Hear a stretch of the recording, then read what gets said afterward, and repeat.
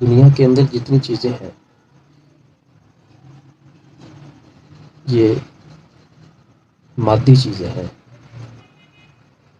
اشیاء مادیات کا جیسے وجود ہوتا ہے ایسے اس کی آواز بھی ہوتی ہے.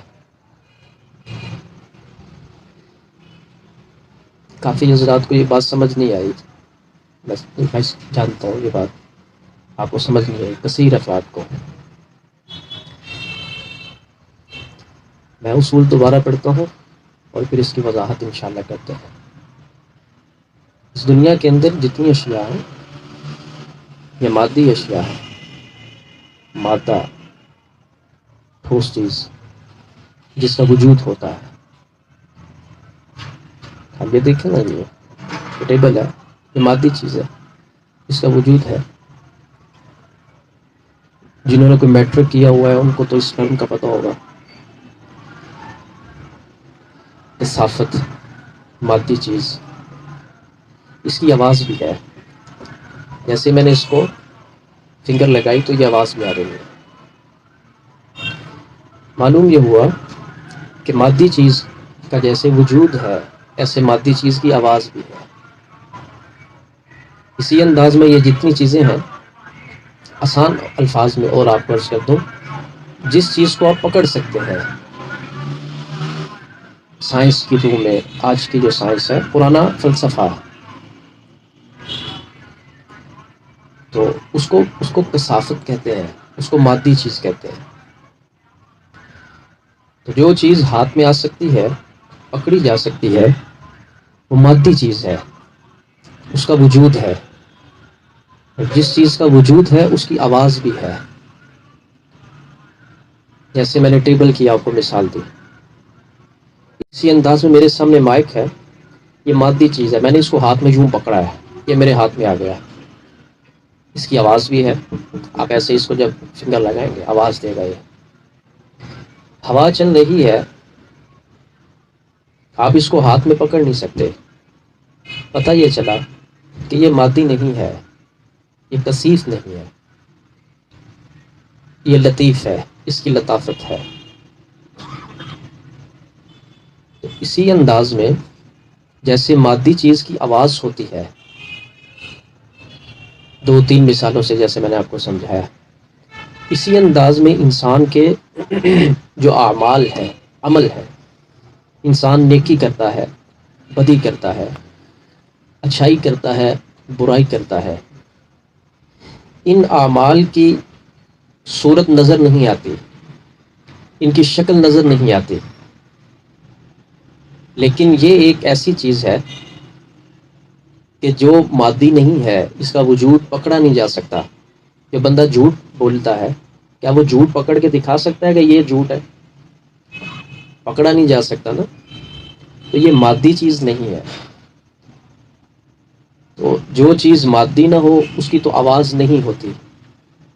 اس کو ہم کہتے ہیں مانوی چیز معنویت. تو جو معنویت ہوتی ہے آپ اس کو ہاتھ میں نہیں لے سکتے اس کو محسوس کر سکتے ہیں آپ اس کو پکڑ نہیں سکتے آپ. لیکن میں آپ کو قرآن پاک اور احادیث کی روشنی میں بہت ساری مثالیں ایسی ہیں کہ انسان کے عمل کی آواز ہوتی ہے. ہر انسان کا اچھا اور برا عمل اس کے باطن سے جا کے ٹکراتا ہے اور آواز پیدا کرتا ہے اور وہ آواز انسان کے دماغ کو کلک کرتی ہے. ایک بندہ برائی کرتا ہے یا ایک بندہ کسی کے ساتھ برا کرتا ہے بدسلوکی اختیار کرتا ہے. اب اس نے یہ جو برا عمل کیا اس برے عمل کی ایک آواز ہے اور وہ آواز اس کے باطن کے ساتھ جا کے ٹکرائے گی اور وہ اس کو کہے گی تو نے برا کیا ہے. تو عمل جو ہے وہ کثیف نہیں ہے مانوی چیز ہے مگر یہ بندے کے اندر جب جا کے ٹکراتا ہے تو یہ آواز پیدا کرتا ہے اور اس آواز سے انسان اچھی چیز ہو تو اچھی کیفیت پیدا ہوگی بری چیز ہو تو بری کیفیت پیدا ہوگی. چونکہ یہ تربیتی نشست ہے تو تربیت کے اندر چیز کو سمجھنا ہوتا ہے اس وجہ سے ذرا زور لگتا ہے دماغ کا اور توجہ کا بھی۔ اب آئیے میں آپ کو ان کی اور مثالیں دیتا ہوں، عرض کرتا ہوں میں آپ کو تاکہ مسئلہ واضح ہو جائے۔ تو باطن کے اندر انسان کا عمل جو ہے وہ ایک آواز پیدا کرتا ہے۔ آپ مجھ سے پوچھیں اس کی مثال کیا ہے؟ اس کی مثال پہاڑ کی ہے۔ پہاڑ کے اندر ایک شخص کھڑا ہو جائے اور آواز دے، اس صدائے باز گشت، وہ جب آواز دے گا کسی کو، یا اللہ کا ذکر کرے گا یا کوئی بھی آواز دے گا، اس آواز کا ٹکراؤ جب ہوگا تو دوبارہ پھر اس کے کان سنیں گے وہی آواز۔ آج کل اس کی مثال ساؤنڈ سسٹم بھی ہے، انسان اس میں بولتا ہے اور اسی کی آواز وہاں سے جب ساؤنڈ کے اندر وہ آواز لہرتی ہے تو اس کے کانوں تک آتی ہے۔ اب آپ سمجھ گئے ہوں گے کہ ایک چیز اپنی ہو اور اپنے کو سنائی دے، اس کی دو مثالیں میں نے آپ کو عرض کر دی، ایک فطری اور ایک ایجادی۔ جو فطری چیز ہے وہ پہاڑ ہے، پہاڑ کے اندر کھڑے ہوں گے، یہ فطرت اللہ تعالیٰ نے اس کی فطرت ایسے پیدا کی ہے۔ آپ اس میں کھڑے ہو کے آواز دیں گے تو آواز ٹکرا کے آپ تک آئے گی۔ بالکل اسی طرح انسان کا عمل جب کسی کے ساتھ اچھا کرے گا تو وہ اچھائی ٹکرا کے اس تک آئے گی، جو اس کے دل کو بتائے گی تو نے اچھا کیا ہے۔ جب انسان کسی سے کے ساتھ برا کرتا ہے، وہ برائی ٹکرا کے پیچھے اس کے دل کے اندر آئے گی۔ جیسے پہاڑ کے ساتھ ٹکرائی ہوئی آواز صدائے باز گشت اس کے کانوں کو سنائی دیتی ہے، اسی انداز میں نے ساؤنڈ کی مثال دی آپ کو، تو انسان کے عمل آواز رکھتے ہیں، آواز۔ اسی لیے حضور علیہ السلام نے فرمایا ما حاکا فی صدری کا، جو تیرے دل میں کھٹکتی ہے۔ گناہ وہ ہے جو تیرے دل کے اندر کھٹکتا ہے، پتہ ہوتا ہے انسان کو۔ تو گناہ تو ایک غیر مرئی چیز ہے، وہ تو نظر نہیں آتا، تو جو چیز نظر نہیں آتی وہ کھٹکے گی کیسے؟ کھٹکے گی تو وہ چیز جو نظر آئے گی۔ اب دیکھیں نا، یہ فنگر نظر آ رہی ہے، جب اس کے ساتھ یہ جو ٹکرا رہی ہے تو یہ کھٹک رہی ہے اور آواز دے رہی ہے۔ گناہ جو ہے وہ تو غیر مرئی ہے، وہ تو نظر نہیں آتا، غیر مبصر ہے، وہ احاطہ بصر میں نہیں آ سکتا۔ تو اسی انداز میں جیسے انسان کا ایک ظاہری حلیہ ہے، بالکل ایسا ہی ایک باطنی حلیہ بھی ہے۔ اس دنیا کے لوگ بہت تھوڑے ہوتے ہیں، آپ کی دو آنکھیں مجھے دیکھ رہی ہیں، جتنے لوگ بیٹھے ہوئے ہیں آپ مجھے اپنی ظاہر کی آنکھ سے دیکھ رہے ہیں، بالکل اسی انداز میں اللہ تعالیٰ نے انسان کے اندر بھی ایک عالم پیدا کیا ہے۔ اس کی بھی دو آنکھیں ہیں، اس کے اندر بھی دو کان ہیں، اس کے اندر بھی ایک دل ہے۔ جس وقت وہ آنکھیں، وہ کان اور وہ دل بیدار ہو جاتا ہے تو پھر بس یہ یوں ایسے نظر دوڑانے کی ضرورت ہوتی ہے، وہ اندر کی آنکھ دیکھ لیتی کہ اندر کیا ہے، اندر کے کان، اندر کی خاموش دل کی آواز اندر کے کان سن رہے ہوتے ہیں۔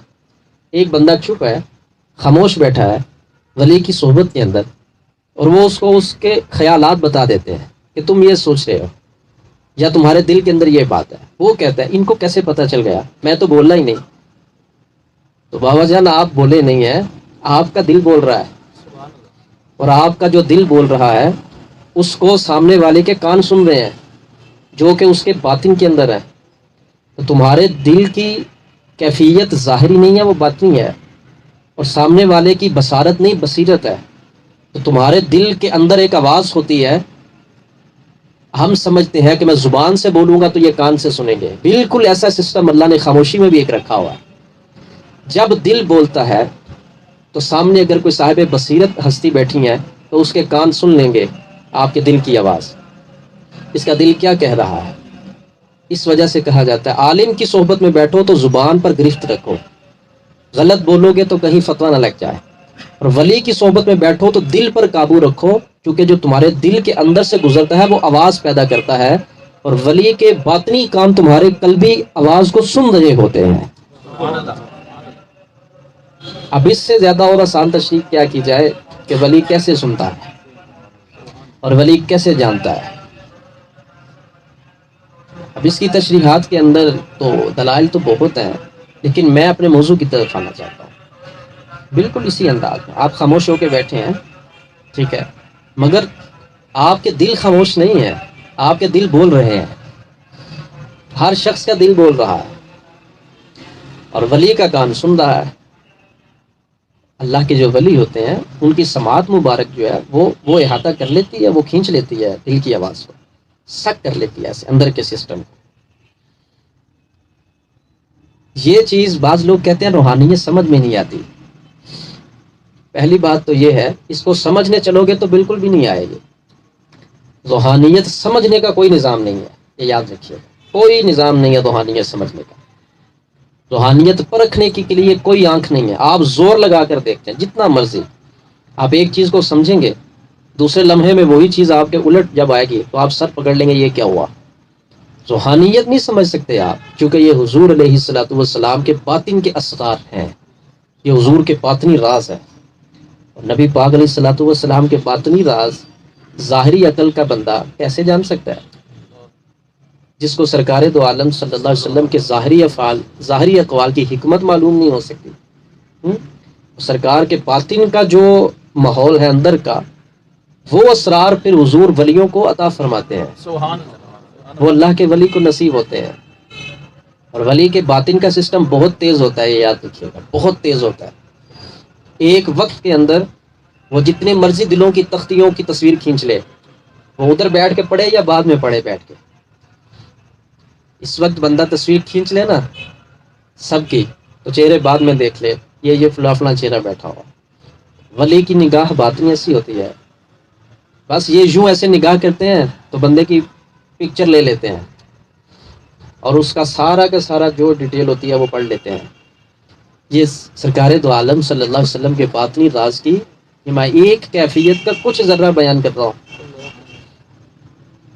تو اللہ کے جو ولی ہوتے ہیں ان کی صحبت میں جب بیٹھا جائے تو قلب کے اوپر گرفت رکھی جائے. قلبی گرفت ہونی چاہیے انسان کو. زبان تو بدرجہ اولا بند کرنی ہی کرنی ہے. ایک اور ادب سماعت کر لیں. نبی کی بارگاہ کے اندر بلند آواز انسان کے اعمال کو برباد کر دیتا ہے، یہ قرآن کا فیصلہ ہے. نبی کے وارث کی صحبت میں بیٹھنا، اور نبی کے وارث ولی ہوتے ہیں. عالم کا جو قرآن میں ذکر ہے وہ وہی عالم ہے جو عالم بالباطن ہے، عارف بالباطن ہے.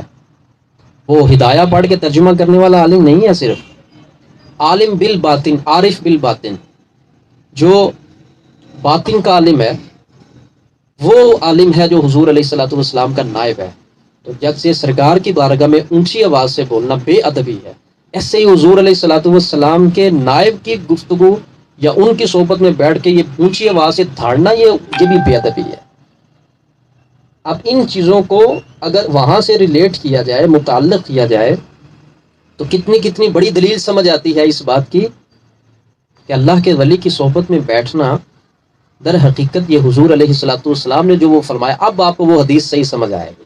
میرے آقا نے فرمایا جس نے میرے کسی امت کے باعمل عالم سے ہاتھ ملایا، اس نے گویا کہ میرے ساتھ ہی ہاتھ ملایا.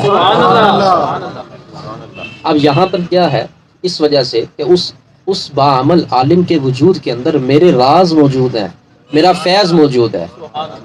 اب اس ہاتھ کے اندر کثافت نہیں ہے، نورانیت ہے، لطافت ہے، اور میری نگاہ کا نور اور حصہ موجود ہے اس کے وجود کے اندر.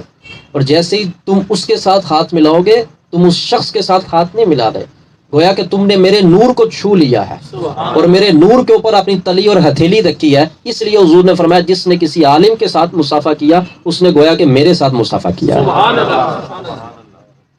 یہ ہے اس کی وضاحت. اور جس نے کسی باعمل عالم کا چہرہ دیکھا، اس نے میرا ہی چہرہ دیکھا ہے. یہاں کل جز کی حیثیت ہے. کل تو میں ہوں، مرکز تو میں ہی ہوں، لیکن یہ تو دیکھو کہ اس کو چمکایا کس نے ہے، اس کے اندر روشنی کس نے پیدا کی ہے. اب یہاں پر اگر آپ 20 بلب لگا دیں دیوار کے اندر چھوٹے چھوٹے، پیچھے سے بٹن ایک ہی رکھ دیں تو رکھا جا سکتا ہے. جیسے ہی آپ آن کریں گے سب کے ساتھ آن ہو جائیں گے. کوئی چھوٹا ہوگا، کوئی بڑا ہوگا، کوئی اس سے بڑا ہوگا، کوئی اس سے بڑا ہوگا. اسی انداز میں اولیاء اللہ کی مثالیں ہیں. کوئی 20 واٹ کا ہے، کوئی 40 کا ہے، کوئی 60 کا ہے، کوئی 100 کا ہے، کوئی 120 کا ہے. تو جس کا جتنا ظرف تھا اور جتنا باطن حضور نے چاہا، اللہ تعالیٰ نے میرے مصطفیٰ علیہ السلام کی نگاہ پر انوار سے ان کو اتنا وجود بھی دے دیا، اتنی روشنی بھی عطا کر دی. تو جتنی بڑی جگہ پہ بڑا بلب لگانا ہوتا ہے تو وہاں پر بڑی جگہ ہو تو بڑا بلب کام کرے گا، چھوٹی جگہ ہو تو چھوٹا بلب کام کرے گا. ایسے ہی ولیوں کے اندر بھی درجات ہوتے ہیں، اولیاء کے اندر بھی یوں ہی درجات ہیں. اب یہ دیکھیں نا یہ روشنی کتنی تیز ہے، کیونکہ یہاں پر زیادہ لوگ ہیں تو چاہیے زیادہ تھی نا. اب یہاں پر 40-20 واٹ کا بلب تو کام نہیں کرے گا. اسی انداز میں اولیاء اللہ کا جو باطن ہے یہ حضور کی نگاہ پاک روشن فرماتی ہے، اور یہ حضور ہیں جو باطن کا تعین کھولتے ہیں، اور باطن کو حضور علیہ الصلوۃ والسلام آپ وسیع فرماتے ہیں. تو جس کا جتنا باطن وسیع ہوتا ہے اس کی اتنی روشنی زیادہ ہوتی ہے. ولی کے پاس کتنی طاقت ہوتی ہے، کتنی طاقت ہوتی ہے، مگر اس کے اختیار میں نہیں ہوتی. یہ سارا اختیار میرے آقا کے ہاتھ کے اندر ہوتا ہے. یہ حضور چاہے تو پھر چیز صادر ہوتی ہے. اگر نبی پاک علیہ الصلوۃ والسلام ہیڈ کوارٹر ہیں، اگر سرکار پرنسپل ہیں، اگر وہی نہ چاہیں تو پھر یہ چیز صادر نہیں ہو سکتی. یہ یاد رکھیے گا. بلکہ میں تو یہ سمجھتا ہوں شر انسان کے ہاتھ میں ہوتا ہے، شر انسان کے ہاتھ میں ہوتا ہے، خیر خیر والوں کے سردار کے ہاتھ میں ہوتی ہے. ان کے ہاتھ میں خیر کا ہونا یہ بھی ان کے لیے خیر ہے، تاکہ کہیں انسان ہے، کہیں کسی نفس کا کوئی تھوڑا سا ذرہ غالب نہ آ جائے اور کچھ اور نہ کرنے بیٹھ جائے. اس لیے جو خیر دیتے ہیں وہ خیر رکھتے بھی ہیں اور خیر کو پکڑ کے بھی رکھتے ہیں. تو اس وجہ سے یہ جو خیر کے جلوے ہوتے ہیں یہ بڑے الگ سے ہوتے ہیں، یہ نظام بڑا الگ سا ہوتا ہے. میں جو گفتگو ابھی آتے ہوئے سوچ رہا تھا اس میں سے تو صرف میں نے 2 ہی لفظ بولے ہیں. یہ گفتگو اللہ کی عطا سے ہو رہی ہے سب. ان میں سے ایک لفظ بھی سوچا نہیں ہے. وہ میں نے جہاں سے تمہید شروع کی نا، انسان کے جو اعمال ہیں یہ ایک آواز رکھتے ہیں، یہ انسان کے باطن سے ٹکراتے ہیں اور اس کو بتاتے ہیں کہ تو نے ٹھیک کیا یا غلط کیا. تو آپ خود دیکھ لیں، کیا دل بتاتا نہیں ہے کہ یہ غلط کیا کام، یہ کام ٹھیک کیا؟ یہ عمل کی آواز نہیں تو اور کیا ہے؟ کوئی اس دنیا کے اندر عمل کی آواز کو سن نہیں سکتا، لیکن دیکھو میرے اور آپ کے پیارے آقا نے کتنی پیاری مثال کے ساتھ عمل کی آواز کو ثابت فرمایا. ما حاک فی صدرک، جو تیرے دل کے اندر کھٹکتی ہے. اور باطن کی آواز یاد رکھیے گا، انسان کے عمل کی آواز اس کے باطن سے ٹکراتی ہے اور اس کو چین نہیں لینے دیتی، اس کو نہیں چین لینے دے گی. اچھی ہوگی تو خدا تعالیٰ کا شکر ہے، بری ہوگی تو انسان اسی کے اندر پھر پکڑا رہے گا. یہ ابھی تک کی جو گفتگو کی، اس کا نتیجہ اگر آپ نکالنا چاہیں تو کیا نکالیں گے آپ؟ اس کی سمری کیا پیش کریں گے آپ؟ اس کی سمری یہ ہے کہ انسان عاجز مطلق ہے اور اللہ تعالیٰ قادر مطلق ہے. بندے میں اور خدا کے اندر ایک نسبت عجز اور قدرت کی ہے. وہ پورا قادر ہے اور بندہ مکمل طور پر عاجز ہے. انسان کے پاس کیا ہے اور خدا کے پاس کیا ہے؟ اللہ کے پاس قوت تحکیمانہ ہے، حکم کی قوت، تحکیم کی قوت، سرداری کی، غلبہ کی قوت اللہ کے پاس ہے. صرف وہ لوگ توجہ سے میری بات سنیں جن کے ذہنوں کے اندر یہ چیز بیٹھی ہوئی ہے، ذرا سر اٹھائیں. وہ لوگ جن کے ذہنوں میں یہ چیز بیٹھی ہوئی ہے کہ میرا عمل جو ہے جادو کا وہ اتنا پختہ ہے، اتنا پختہ ہے کہ یہ کٹ نہیں تھا، جب تک وہ نہیں مرے گا مجھے چین نہیں آئے گا. بعض لوگوں کا یہ بھی ایک انداز ہوتا ہے، یہ جب تک مرے گا نہیں میری زندگی میں چین نہیں آئے گا. تم کتنوں کو مارو گے اس نظریہ کے مطابق؟ تم خود مر جاؤ انشاءاللہ زندہ ہو جاؤ گے. دوسروں کو مارنے کی خواہش مت کرو، وہ مرے تو میری زندگی میں ڈھیل آئے. تم خود مر جاؤ مرنے سے پہلے تو پھر تمہیں کوئی کچھ نہیں کر سکتا. انسان صرف اس میں عجز ہے، انسان میں تسلیم ہے، اس کو تسلیم کر سکتا ہے. اللہ کے پاس تحکیم ہے، اللہ رب العزت حکم، قوت، غلبہ، سرداری، سلطنت سب خدا کے پاس ہے. اور انسان کے پاس کیا ہے؟ اس نے تسلیم کرنا ہے. جو جتنا بڑا مرتبہ ولایت کے اوپر فائز ہوتا ہے اس کی تسلیم اتنی اونچی ہوتی ہے، اس کا ماننے کا انداز اتنا اونچا ہوتا ہے. تو یہ ایک راز ہے جو میں نے آپ کو بہت بڑا بتا دیا. اگر آپ جاگ رہے ہیں تو جس انسان کے پاس خدا تعالیٰ کے فیصلوں کی تسلیم زیادہ ہوگی، جس انسان کے پاس اللہ کے فیصلے جس انداز میں بھی آئیں اس کی تسلیم زیادہ ہوگی، اللہ کی بارگاہ کے اندر اس کا مقام اتنا زیادہ ہوگا. حضرت ابراہیم علیہ السلام تسلیم دیکھو کتنی زیادہ، حضرت یوسف علیہ السلام تسلیم کا انداز دیکھو کتنا اونچا ہے، حضرت آدم علیہ السلام تسلیم کا انداز دیکھیں، جناب موسیٰ علیہ السلام تسلیم کا انداز، حضرت خضر علیہ السلام تسلیم کا انداز دیکھیں آپ کتنا اونچا ہے. حضرت خضر علیہ السلام ایسے ہی نہیں، نقب اولیاء ان کا لقب ہے. کیا مطلب ہے نقب اولیاء؟ اولیاء کا ٹیسٹ حضرت خضر لیتے ہیں، یہ یاد رکھیے گا. ولی بننا اتنا سوکھا نہیں ہے بیٹے، حضرت خضر کو پیپر دینا پڑتا ہے یہ.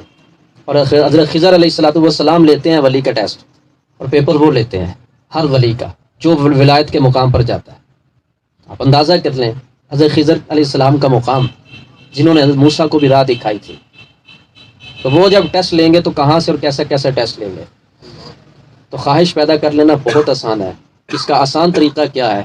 اکیلا بندہ چلے گا تو ایک قدم نہیں چل سکتا، اگر مرشد کے سائے میں چلے گا تو کئی میل نہیں بلکہ ساری زندگی چلتا ہی رہے گا. مرشد اتنا بڑا کرم ہوتا ہے، اتنا بڑا کرم ہوتا ہے. لیکن مرید بھی وہی ہے، میں کتنی مرتبہ کر چکا ہوں، جس کے اندر تسلیم کی قوت ہے. بندہ بھی وہی کامل ہے جس کے پاس تسلیم زیادہ ہے، اور مرید بھی وہی کامل ہے جس کے پاس تسلیم زیادہ ہے. اب اشتراکت دیکھ لیں، کامن دونوں چیزیں. اللہ کی بارگاہ کے اندر بھی وہی بندہ کامل ہے جو اللہ کے ہر فیصلے کو زیادہ خوشی سے تسلیم کر جاتا ہے. یہی انداز جناب رسالت مآب صلی اللہ علیہ وسلم کی بارگاہ کے اندر ہے. جس کی تسلیم زیادہ تھی وہ سیدنا ابو بکر تھے خالی، پھر اللہ نے تسلیم کی برکت سے ان کو خالی ابو بکر نہیں رہنے دیا، صدیق بنا دیا. پھر اس کے بعد پھر تیسرا، پھر چوتھے نمبر پہ تو حضرت خضر علیہ السلام کی یہ ڈیوٹی ہے. کسی کتاب میں آپ کو یہ نہیں ملے گی بات، کچھ صدری باتیں بھی ہوتی ہیں، اس لیے میں آپ کو کہتا ہوں آپ مانتے نہیں بات. ایک وقت آئے گا پھر آپ مانیں گے. 5 ٹائم میں نے آپ کو کہا کہ یہ بیان ضرور سنا کریں آپ لوگ. اس کے اندر کتنے مسائل کا حل اور کیسی وضاحت ہے.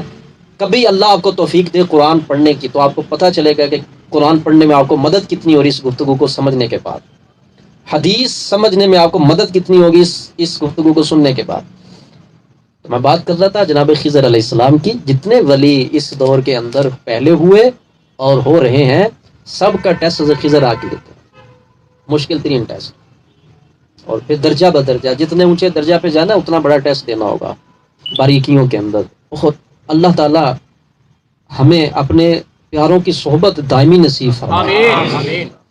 اگر کسی کا ہاتھ سر پہ ہو، جس نے پاس کیا ہوتا ہے نا پیپر، وہ کچھ نہ کچھ ہنٹس دے دیتا ہے کہ پتہ نہیں کیا پرچہ آئے گا، لیکن ذہن میں یہ چیزیں رکھ لو کہ یہ ایسا ایسا ہوتا ہے انداز. تو یہی بات ہوتی ہے کہ جس وقت مرشد اپنے مرید کی تربیت کرتا ہے اور اس کو اس راہ کے اوپر، باریک راہ کے اوپر چڑھاتا ہے، اور یہ پہلے نہیں بتایا جاتا. انسان کا ٹیسٹ اس انداز کا ہوتا ہے، اس کو خود خبر نہیں ہوتی یہ میرے ساتھ ہو کیا رہا ہے. اور ٹیسٹ خلاف نفس چیز کا نام ہے، یہ یاد رکھیے گا. موافقت نفس یہ نہیں ہے کلمہ طیبہ کا ترجمہ سناؤ، کلمہ طیبہ کا راز کیا سمجھا بیٹا یہ بتاؤ، کلمہ طیبہ ہے کیا، زندگی کا فلسفہ کیا سمجھا یہ دکھاؤ اور یہ بتاؤ اور یہ چل کر دکھاؤ. اب یہ ساری چیزیں انسان کو کہاں سے ملیں گی؟ پھر یہ سب یہ موشگافیاں اور یہ راز کہاں سے ملیں گے انسان؟ یہ راز کہاں سے نصیب ہوں گے؟ یہ اللہ تعالیٰ کی نیک بندوں کی صحبت سے نصیب ہوتے ہیں.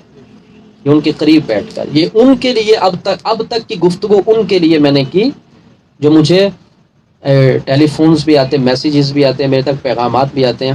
آپ اس کے اوپر روشنی ڈالیں. تو میں نے آج ان کے لیے یہ گفتگو کی جو باطن کے راہی ہیں، تاکہ ان کو کہیں تزلزل نہ ہو. آپ کی سب سے بڑی گائیڈ، سب سے بڑی جو آپ کی گائیڈ ہے وہ آپ کا گائیڈر ہے اور وہ آپ کا پیر اور رہنما ہے. آپ کسی کتاب کو پڑھ کر اس سفر سے گزر نہیں سکتے. آپ کے سامنے صرف ایک ہی کتاب ہے اور وہ آپ کے مرشد کا چہرہ ہوتا ہے. آپ جتنا اس کو دیکھیں گے، اس کے چہرے کو دیکھنے سے انسان کے دل کی غلاظت نکلتی ہے، انسان کے دل کا بوجھ اترتا ہے، زنگ اترتا ہے. اس کو معلوم نہیں ہوتا یہ کس وجہ سے، اس لیے کہ اس کا باطن سے بیچارے کا کوئی تعلق نہیں ہے. اس کو تو یہ پتہ ہے کہ میں نے صبح جا کے جو دکان کھولنی ہے اس کا مجھے مسئلہ بنا ہوا ہے. اس کو تو ظاہری چیزوں کا معاملہ ہے. یہ چیزیں تو بہت کم ہیں، اس وجہ سے بہت کم لوگوں کے دامن میں یہ چیزیں آتی ہیں. طلب سچی ہو تو کہنے والے نے کیا خوب کہا ہے کہ تجھے پھر ولی کو تلاش کرنے کی ضرورت نہیں ہے. تیری طلب سچی ہے، اللہ خود ولی کو تیرے پاس بھیج دے گا. تو میں نے یہ بات شب برات کی محفل میں بھی عرض کی تھی. انسان کی قدرت میں کیا ہے؟ اگر اس نے رب تعالیٰ سے کچھ لینا ہے تو اس کی قدرت میں طلب صادق ہے، سچی طلب ہے. اور سچی طلب کے اندر جو امتحانات آتے ہیں، اگر انسان اس میں سے گزر جائے تو پھر رب تعالیٰ کی عنایات کا سورج چڑھتا ہے اور پھر بندے کو روشن کرتا ہے. پھر لوگ اس سے فیض یاب ہوتے ہیں، اس کی نگاہ سے قلب کی غلاظتیں دھلتی ہیں. پھر صحبت میں بیٹھنے سے دلوں کا قرار و سکون نصیب ہوتا ہے اور بیٹھ کر مغفرت نصیب ہوتی ہے. اپنے اعمال کی جانچ پڑتال کا محاسبہ توازن نصیب ہوتا ہے انسان کو. یہ ساری برکات ہوتی ہیں. یہ نہیں ہے اس کے اندر کہ سر درد دور ہو جاتا ہے، اس میں فلان درد دور ہو جاتا ہے، فلان درد، یہ درد ہے تو کوئی بات ہی نہیں ہے نا. یہ کون سی بات ہے؟ درد وہ ہے جو اندر کی ہے. مرد ملے تو درد نہ چھوڑے، بات تو یہ ہے نا کہ جب مرد ہو تو اندر کا درد پہلے کھینچتا ہے، وہ جس درد سے سارے درد ہے وہ نہ نکلا تو ساری زندگی ہوتا رہے گا. پھر کبھی گاڑی کا درد ہے، کبھی کاروبار کا درد ہے، کبھی 5 یونٹ زیادہ گر گئے تو اس کا درد ہے.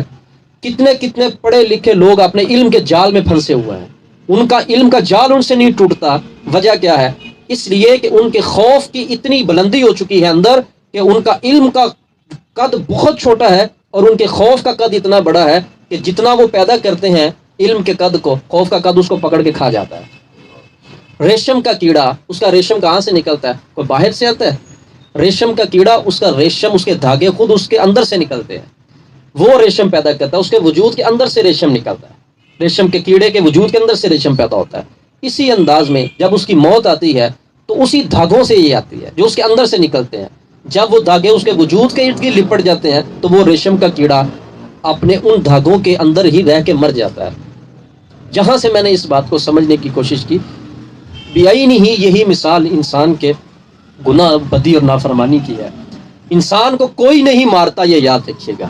خود انسان کی بد عملی جب اس کو لپیٹتی ہے، جب اس کو وہ لپیٹے گی اور اس کو جس وقت وہ رسیاں لگیں گی اس کی بد عملی کی، لپیٹتی جائیں گی، انسان مرتا جائے گا. ریشم کا کیڑا ایک وقت میں مفید ہوتا ہے مگر ایک وقت میں خود اپنے لیے ہی جب وہ کمزور ہوتا ہے تو اپنے آپ کو مار ڈالتا ہے. یہی مثال بالکل انسان کی بدی اور بے عملی کی مثال ہے. اور یہ یاد رکھیں، بندے کے ظاہری اعمال کی آواز تو ہے مگر بندے کے باطنی اعمال کی آواز کوئی نہیں ہے. ظاہری گناہ کی آواز ہے. ظاہری گناہ کیا ہوتے ہیں جو لوگ ایک دوسرے کو کرتے ہوئے دیکھتے ہیں؟ ان کی آواز ہے، انسان ڈر جائے گا. مگر یہ یاد رکھنا، بندے باطن کے گناہ کی آواز نہیں ہوتی. باطن کا گناہ اتنی خاموشی کے ساتھ تجھے قتل کرتا ہے کہ دیمک بھی اتنا خاموش نہیں جتنا تیرے باطن کا گناہ خاموش ہے اور وہ تجھے قتل کر رہا ہے. کتنا بڑا مہنگا دروازہ لگا ہوتا ہے اور کتنی اچھی اس کے اوپر آپ کرواتے ہیں، پالش کرواتے ہیں. دیمک جس وقت اندر جاتا ہے اتنا خاموش ہے وہ پتہ نہیں چلنے دیتا. سب سے پہلے بازو کھائے گا، اس کے بازو کھاتا جائے گا. ایک وقت آئے گا کہ وہ لکڑی جو ہے وہ ورق کاغذ بن جائے گی. جب آپ اس کو یوں ہاتھ لگائیں گے تو وہ یوں ٹوٹ کے نیچے گر جائے گی. آپ کہیں گے اس پر کیا مصیبت آن پڑی؟ ارے مصیبت کیا، اس کے اندر تو دیمک تھا جو کہ خاموش تھا. اس نے ظاہر کا حسن تو برقرار رکھا اور اندر سے کھا گیا. یہی مثال، ظاہر کے گناہ سے تو بچ گیا، تو نے بہت کوشش کی اور تو ظاہر کے گناہ سے بچ گیا. مگر یہ بتا، تجھے باطن کا گناہ جو اندر سے کھا کے دیمک کی طرح تجھے چاٹ رہا ہے، اور دیمک جتنا چپ ہے، خاموش ہے، اور جتنا وہ نقصان کرتا ہے وہ تو کچھ نہیں کرتا، اور اس کی خاموشی تو کچھ بھی نہیں ہے. چیونٹی سے چھوٹا کیڑا اور خاموشی اتنی کہ کوئی سن نہ سکے. اس سے بھی کہیں زیادہ خاموشی تیرے باطن کے گناہ کی ہے، جو اندر سے تجھے چاٹتا ہے، اندر سے تجھے کھاتا ہے، اندر سے تیری نیکی کا کیا ہوا نور کھا کے واپس چلا جاتا ہے. تو وہ کہتا ہے میں نے روزے تو پورے 30 رکھے تھے مگر یہ کیا ہوا؟ میں تو قرآن کا حافظ ہوں مگر یہ کیا ہوا مجھے؟ میں تو ایسا کوئی کام نہیں کرتا مگر میرے ساتھ یہ کیا ہو گیا؟ یہ جو تمہارے ساتھ ہوا یہ باطن کے اندر جو دیمک لگا ہوا تھا اس کے ساتھ ہوا. تم ظاہر میں 5 ٹائم کے نمازی ہو، تم ظاہر کے اندر داڑھی والے بھی ہو، تم ظاہر میں پگڑی والے بھی ہو، تم ظاہر کے اندر حقوق العباد کا خیال کرنے والے بھی ہو، مگر اس کے باوجود تم خالی کیوں ہو؟ تمہیں یوں ہاتھ لگایا تو تم نیچے گر گئے. ایسا کیا ہوا پھر؟ اس لیے اب سمجھ میرے رب کے اس فرمان کی حکمت جو اللہ نے فرمایا وَذَرُوا ظَاهِرَ الْإِثْمِ وَبَاطِنَهُ. اے انسان، ظاہر کا گناہ بھی چھوڑ اور باطن کا گناہ بھی چھوڑ. باطن کا گناہ انسان کو ایسے یرغمال بنا کے خالی کر دیتا ہے جیسے دیمک خالی کرتا ہے. اور ایک وقت آتا ہے جس وقت وہ کاغذ کی طرح بالکل پاپڑ رہ جاتا ہے انسان، اور جب گر جاتا ہے، ٹوٹ جاتا ہے، ایسے ہاتھ لگتا ہے، پتہ چلتا ہے یہ تو اندر سے بھی مر گیا اور یہ تو اوپر سے بھی مر گیا. یہ کیا ہوا؟ فوکس کرے میری اس بات کے اوپر، میں اس کو 3 مرتبہ دہراؤں گا. یہ تیرا وہ گناہ تھا جو باطن کا گناہ تھا اور تجھے اس کا پتہ نہیں. یہ پتہ مرشد بتاتا ہے، یہ علم مرشد سے ملتا ہے. کیوں بار بار کہا جاتا ہے گفتگو کو 5 ٹائم سنو، تاکہ ہر مرتبہ سننے کے بعد اندر جو کیڑا ہے دیمک کا اس کے اوپر سپرے ہو جائے، وہ مر جائے، پہچان نصیب ہو جائے. کتنی بڑی بات کہی گئی، من عرف نفسہ فقد عرف ربہ. یہ نہیں کہا جس نے قرآن پڑھ لیا اس نے رب کو پہچان لیا، جس نے صحاح ستہ پڑھ لی اس نے رب کو پہچان لیا. نہیں، فرمایا جس نے اپنے آپ کو پڑھ لیا اس نے خدا کو پڑھ لیا.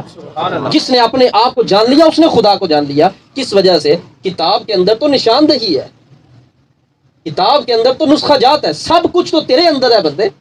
جب تک تو اپنے اندر اس بیماری کا خود انتخاب اور اس بیماری کی تلاش نہیں کرے گا، کتابی نسخے پڑھ پڑھ کے تو اتنی بڑی تو نے لائبریری بنا کے اور اتنا موٹا تو نے رجسٹر بنا لیا، وہ تو سب کتابی نسخے ہیں۔ ایک انسان کو آپ اتنا موٹا رجسٹر لکھ کر دیتے ہیں کہ یہ بدن کی فلاں بیماری کی یہ دعا، تو کیا اتنا پڑھنے سے، وہ اتنی موٹی کتاب رکھنے سے وہ حکیم بن جائے گا؟ بولیے، نہیں بنے گا نا۔ جب تک مزاج اور کیفیت سے واقعیت نہیں پائے گا تب تک حکمت نہیں آئے گی۔ بالکل یہی انداز ہے۔ لوگ کہتے ہیں بھلا جی یہ پیر کی کیا ضرورت ہے، میرے تو ابو خود پیر ہے، میری تو امی میرے پیر ہے۔ میں نے کہا تھا کہ جب تک کہ میری ماں اور میرے ابو زندہ، میں نے کسی کو پیر نہیں بنانا۔ یہ سوچ کس نے چھوڑی ہے ہمارے اندر؟ شیطان نے۔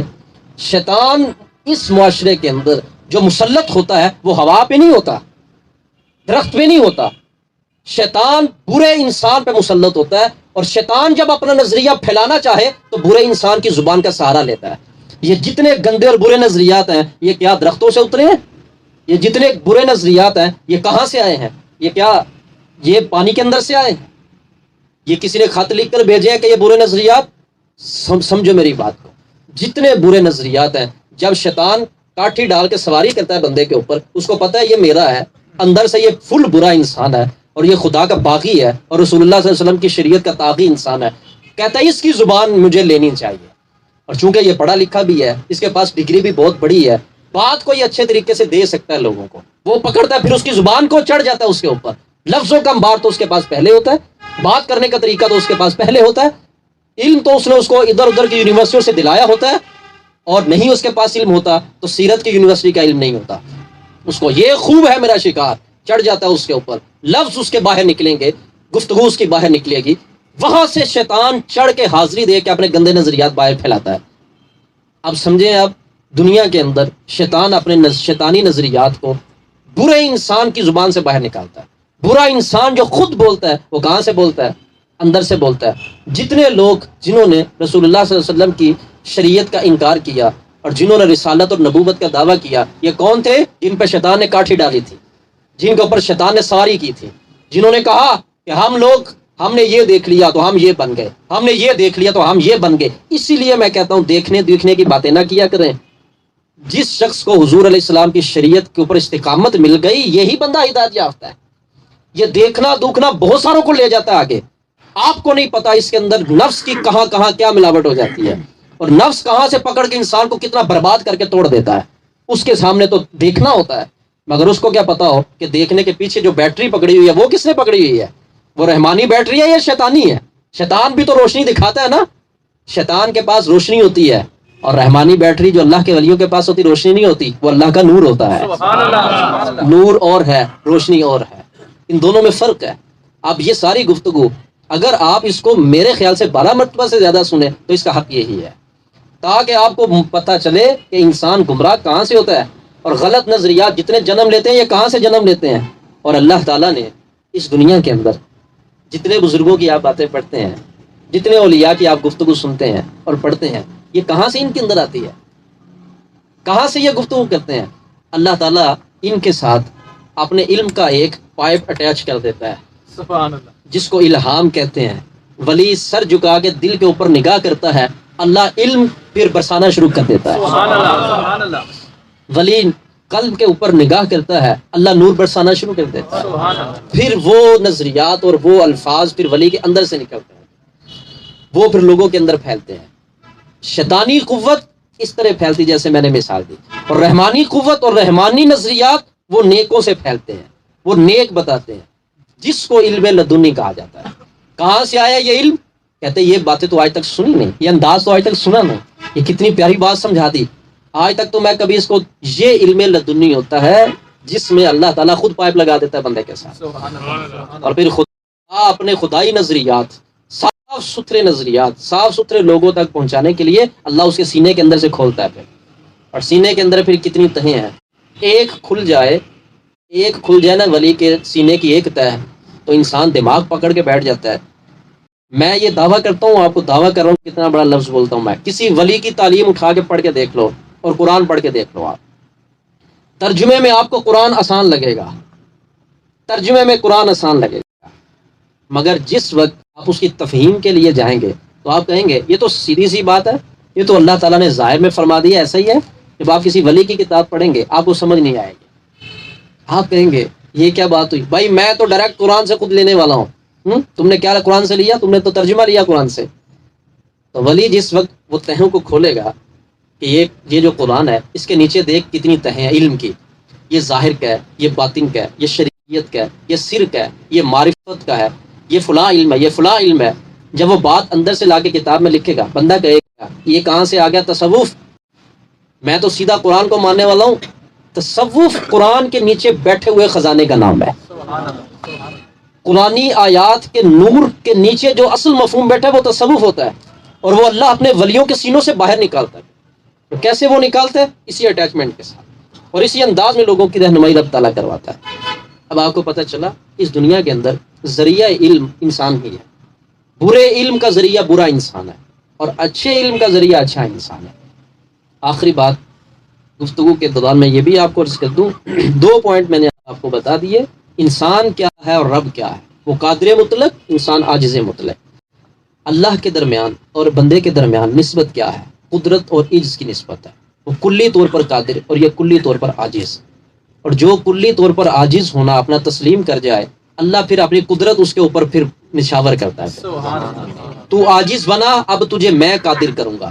تو جس کو قادر کر دے پھر وہ عبد القادر جیلانی بنتے ہیں، جس کو قادر کر دے پھر وہ داتا گنج بخش علی جوہری بنتے ہیں، پھر وہ حضور خواجہ عثمان حالونی بنتے ہیں، پھر وہ میرے معین الدین چشتی اجمیری بنتے ہیں، اور حضور بابا فرید الدین مسعود گنج شکر بنتے ہیں۔ یہ کون ہے؟ جن کو قادر نے قدرت دی ہے، جن کو قادر نے قدرت نصیب کی۔ کس وجہ سے؟ اس لیے کہ انہوں نے اس فطری عجز کو قبول کر لیا۔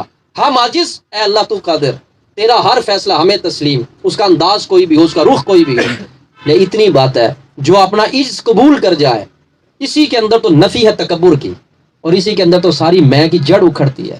جو بندہ اپنا عجز قبول نہیں کرتا اور خود اگنے، پھیلنے، اٹھنے، نظر آنے، چمکنے کی کوشش کرتا ہے، وہ پھر انسان اتنا پرے جا کے کہتا ہے۔ جو جتنا نیچے جاتا ہے رب اس کو پھر اتنا اٹھاتا ہے، اور جو جتنا اوپر جاتا ہے رب اس کو اتنا نیچے کرتا ہے۔ یہ 2 ہی باتیں اس دنیا کے اندر چل رہی ہیں۔ جنہوں نے اپنے سر کو نیچے کیا، مجھے ایک بندہ ایسا دکھا دو، میں آپ سب کو یہ آج کی محفل میں ایک سوال چھوڑ رہا ہوں، اگلی محفل تک آ کے بتا دیجیے گا، ایک بندہ ایسا دکھا دیں جس نے سر جھکایا ہو اور رب نے اس کو اٹھایا نہ ہو، اور مجھے ایک بندہ ایسا دکھا دیں جس نے سر اٹھایا ہو اور رب نے اس کا سر توڑا نہ ہو۔ اس کی مثال نمرود ہے، اس کی مثال قارون ہے، اور اسی کی مثال حامان اور فرعون۔ یہ سب تمثیلات ان لوگوں کی ہے جنہوں نے خدا کی زمین کے اوپر یوں سر ایسے کرنے کی کوشش کی۔ اللہ نے فرمایا اچھا پھر تم میری زمین کے اوپر میرا کھا کے، میری زمین اور میری دھرتی کے اوپر رہ کے چنگاڑتے اور دھاڑتے ہو، تمہارا میں انداز ایسا اور مثال ایسی رکھوں گا کائنات کے اندر کہ تمہیں دیکھیں گے لوگ تو کانوں کو ہاتھ لگائیں گے۔ وہی نمرود، وہی مرحوم اور وہی ملعون نمرود جو اپنے ناک کے اوپر مکھی بیٹھنے کے لیے بھی 10 بندے کھڑا کرتا تھا، میرے ناک کے اوپر مکھی نہ بیٹھے، اللہ نے چھوٹا سا مچھر اندر گھسا دیا، چل اب وہ جو 10 کی ڈیوٹی لگائی نا، ان کو کہ اندر سے نکال اب اس کو۔ دیکھا ہے عبد القادر جو ہوتا ہے، قادر جو ہوتا ہے، اس کی قدرت کیسی ہے؟ پھر اس نے کہا تجھے میری کبریائی نہیں تسلیم ہوئی نا، اور تو خود بڑی کبریائی کا دعویٰ کرتا ہے، اب نکال اندر سے مچھر کو، پھر میں خدا ہوں اور تو بندہ ہے، اپنی اوقات یاد رکھ، تو کہاں سے آیا ہے، تیرا پہلا قطرہ اس کا وجود اور نقطۂ آغاز کیا ہے، تجھے میں نے عزت بخشی اور تو میرے سامنے پھولنے لگا میری زمین کے اوپر، چل پھر دیکھ تیرا شرف کیا ہوتا ہے۔ اور یہ یاد رکھیے گا، رب تعالیٰ کی قدرت غضب کے اندر جب بدلتی ہے تو وہ بتدریج بدلتی ہے، آہستہ آہستہ۔ اللہ فوراً کسی کو نہیں پکڑتا۔ آج ہم کسی کے اوپر کوئی ظلم کرتا نا، ہم کہتے ہیں یہ پکڑا کیوں نہیں گیا؟ یہ دنیا پکڑنے کی جگہ نہیں ہے، یہ دنیا کرنے کی جگہ ہے، آگے جا کے پکڑ ہوگی، یہ امتحان ہے، آگے جزا ہوگی سب۔ اللہ تعالیٰ کی مرضی، جس کو جیسے مرضی پکڑ کے مروڑ دے میرا رب اس دنیا کے اندر۔ اور جس وقت اندر مچھر گیا اور کہنے والوں نے، اللہ نے دیا نا علم، تو یہاں تک بھی بیان کیا، وہ مچھر بھی لنگڑا تھا، اور کتنا طاقتور بننے والا انسان، جب اندر مچھر گیا وہ خود کہتا تھا یہ جوتا پکڑو اور میرے سر کے اوپر مارو تاکہ مجھے سکون ملے۔ جب وہ پلپتا تھا اندر چڑھتا تھا تو خارش ہوتی تھی، اب نیند نہیں آتی، اٹھاؤ جوتا اور میرے ہی سر کے اوپر مارو۔ تو جو رب کی زمین کے اوپر رہ کر تکبر نہیں چھوڑتا، اس کا انجام اپنے جوتے اور اپنا ہی سر ہوتا ہے، اور جو خدا کی زمین کے اوپر رہ کے عجز اختیار کر جاتا ہے، آج دیکھو ان ولیوں کا نام بھی باقی ہے، ان کا مقام بھی باقی ہے۔ سبحان اللہ۔ اب اس سے بیٹھ کر تربیت اور کیا ہو سکتی ہے؟ خاص طور پر جو عالم بیٹھے ہیں، خاص طور پر جو حافظ ہیں، خاص طور پر جو اسٹوڈنٹ ہیں، ایک وقت آئے گا، ابھی آپ توجہ نہیں کر رہے، ایک ٹائم آئے گا جس وقت ٹائم آپ سے گزر جائے گا، اس وقت تمہیں سمجھ آئے گی۔ بہت سارے ایسے لوگ ہیں جن کو سمجھ اس وقت آنا شروع ہوتی ہے جس وقت کہانی مکمل ہو جاتی ہے، سٹوری ختم ہو جاتی ہے، اب ان کو سمجھ آتی ہے، پھر ان کو یہ کہا جاتا ہے اب پچھتاوے کیا ہوس جب چڑیاں چگ گئی کھیت، اب تو کوئی دانہ باقی نہیں رہا، اب تو کس دانے کو پکڑے گا کھیت میں سے، اب تو تماشا ختم ہو گیا، اور اب یہ سارا کا سارا ویرانہ ہو گیا، اب تو وقت ختم ہو گیا۔ یہی بات ہے، انسان اپنے کھیت کی حفاظت کر۔ اور آج کی اس گفتگو کے اندر دوسرا پوائنٹ کیا ہے، جہاں جہاں پر خود کھڑے ہو وہاں وہاں اپنا توڑنا شروع کر دو، وہاں پر بھی اللہ اور اس کے رسول کے حکم کو لے آؤ۔ انسان کو معلوم ہے کہ وہ کہاں کہاں کھڑا ہے اور کیسی شکل میں کھڑا ہے، یہ انسان کو پتہ ہے کہ وہ کیا بن کے کسی کے سامنے ہے، کوئی کیا بن کے کسی کے سامنے ہے اور کوئی کیسا بن کے کسی کے سامنے ہے۔ جہاں جہاں خود ہو وہاں وہاں خدا کو لاؤ، خود ہی مٹاؤ، خدا کو لے کر آؤ، اور تیرا شوق بھی پورا ہو جائے گا۔ کیا تو جس پروٹوکول کا متمنی ہے، یہ دنیا کے بیکار لوگ تجھے پروٹوکول دیتے ہیں، اور جب تو خدا کے سامنے جھک جائے گا، قسم با خدا اللہ اپنے فرشتوں سے تیرا پروٹوکول برقرار رکھے گا۔ دنیا کے بیکار فضول نشئی اور یہ اس انداز کے لوگ، یہ تیرے دائیں بائیں 5 سے 4 7 چلنا شروع ہو جائیں، تم کہتے ہیں میں بھی یہ ہوتا ہوں۔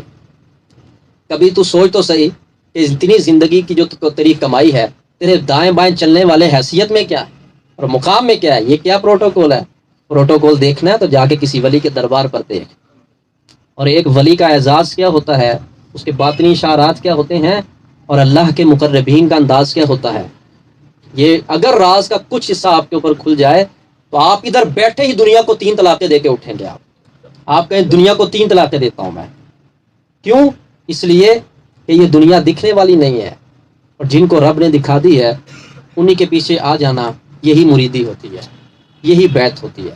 بیعت کے اندر انسان لفظ بعد میں کہے، پہلے اپنا ارادہ قربان کرے اپنے شیخ کے اوپر، جس کو پیر بنانا چاہتا ہے، کامل ہے، اس کے اوپر اپنا ارادہ نچھاور کر دے۔ اب میرا ارادہ نہیں، ارادہ میرے مرشد کا ہو، اور میرے مرشد کا جو ارادہ ہے، اس وجہ سے کہ اب میرے مرشد کا بھی تو اس کے اندر اپنا ارادہ نہیں ہے، اس کے اندر بھی تو اس کے مرشد کا ارادہ ہے، اس کے اندر بھی تو اس کے مرشد کا ارادہ ہے، اور یہ چلتا چلتا مولا علی شیر خدا تک پہنچتا ہے، اور اوپر پھر حضور کی بارگاہ تک پہنچتا ہے۔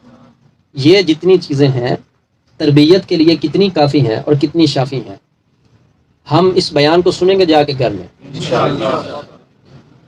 جو لگانا چاہتے ہیں گھر میں۔ میں پہلے چاہت کا ہی سوال کر لیتا ہوں، اس سوال پہ کتنے ہاتھ کھڑے ہوتے ہیں؟ اپنے گھر میں یہ جو بیان لگائے گے، ماشاءاللہ۔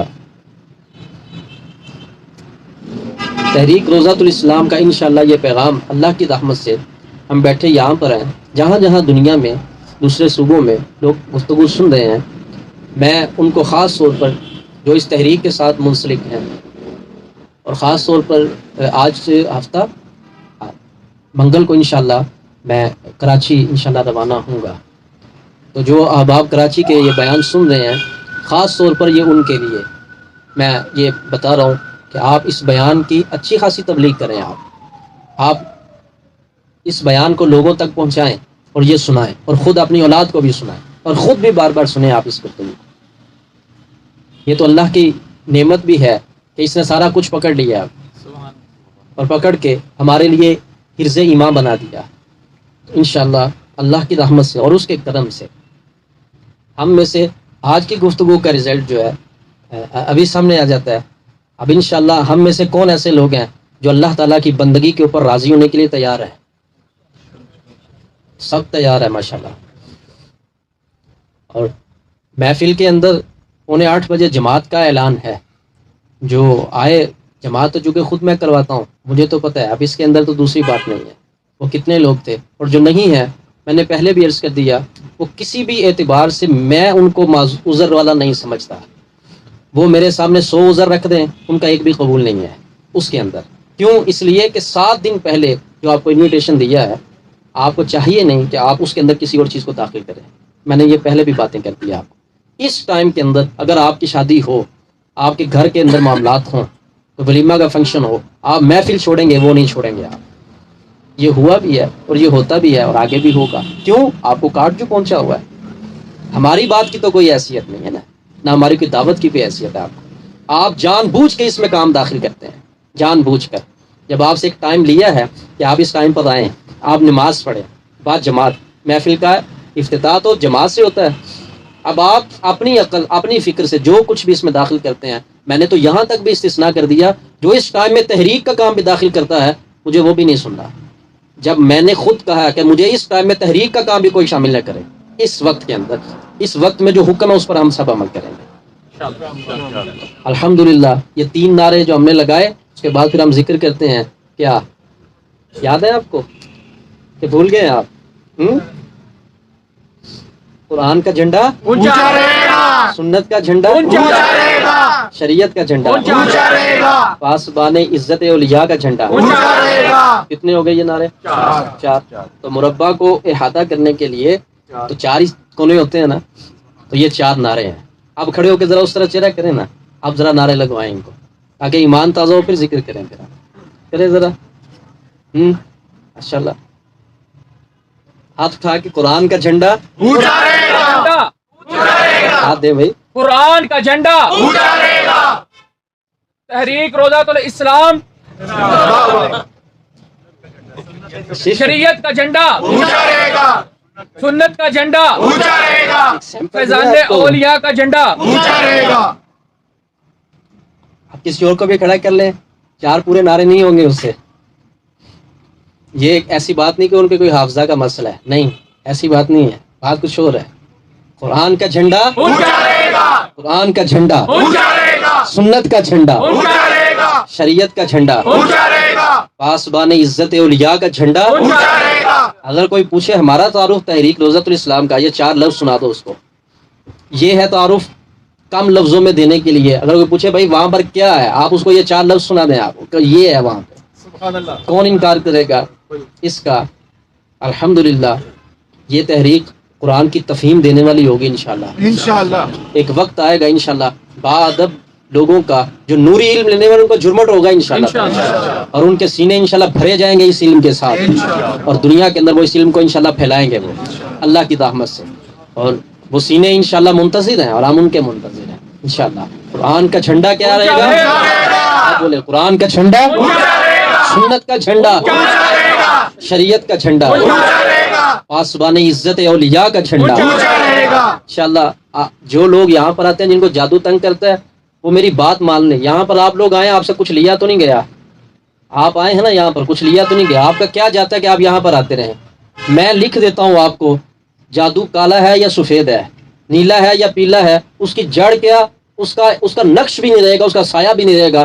آپ کا کام ہے اس محفل میں آتے رہنا، اور انشاءاللہ ہر چیز کے پرخچے ایسی بری چیزوں کے اڑ جائیں گے انشاءاللہ. اور ایک بہت بڑی تعداد، یا رسول اللہ، یا علی. تو یہ اللہ کی رحمت سے یہ محفل بفضل خدا ہی قائم ہے. جس میں اللہ کے قرآن کی بلندی کا نعرہ ہے وہ خدا کے فضل میں ہی ہے الحمدللہ. جس میں سنت کی بلندی کا نعرہ ہے وہ حضور اسلام کی نگاہ کے اندر ہے. اور جو شریعت کے سائے میں ہے اس کو زوال نہیں ہے. اور جو عزت اولیاء کے قائل ہیں ان کو کوئی داغ نہیں لگا سکتا الحمدللہ. روحوں کے اندر اتنی قوت ہوتی ولیوں کی روحوں کے اندر. کالا جادو اور یہ نیلا جادو